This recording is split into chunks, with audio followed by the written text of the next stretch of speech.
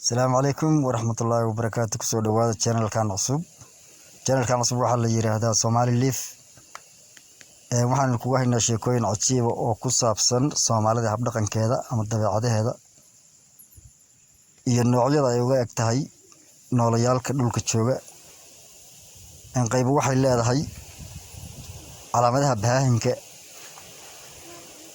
qaybta labaadna waxay leedahay calaamadaha dugaag, qaybta saddexaadna waxay leedahay calaamadaha subaca.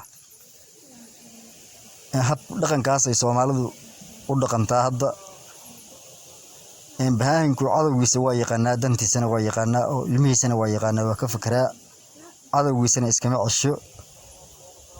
Marka waa geela iyo ariga iyo lo'da calaamadahaas baahinka qayb leedahay oo waxay u dhaqantaa dabeecadahaas uu baahinku leeyahay oo kale ileeyihiin.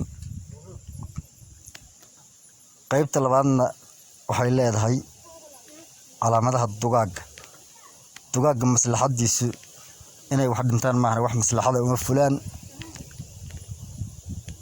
maslaxadooda waxay helaan markay wax dhintaan ka bacdi.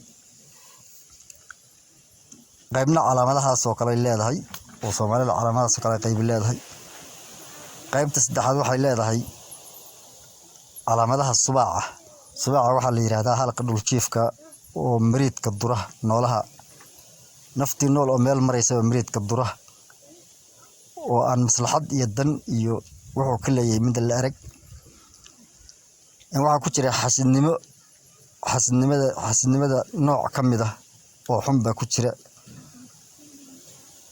saddexdaas nooc way u qaybsantaa Soomaalidu.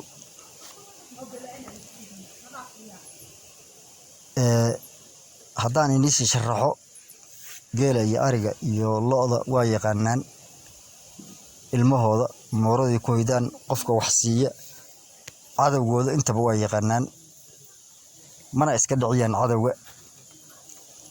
ayagoo arkaya waysan iska dhicin karin.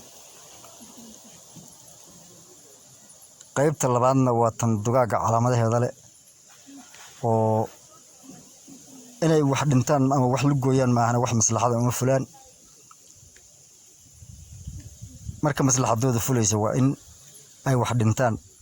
qaybta labaadna calaamadahaas ay leedahay. qaybta saddexaad waxay leedahay calaamadaha subaca halka dhul jiifka oo miriidka dura weeye waxa nool. maslaxad iyo dan uu ka helayo iyo waxay ku haystaan ma jiro. wuxuu col la yahay wixii nool unbuu col la yahay. marka nooca xasidnimada ka mid ah ku jira. qaybta saddexaadna calaamadahaas ay leedahay. waxaan kaloo idiin haynaa nin sheegtay guddoomiyaha ururka reer xoolo wareysi aan la yeelanay oo aad iyo aad u xiiso badan. kusoo dhawaada channelka.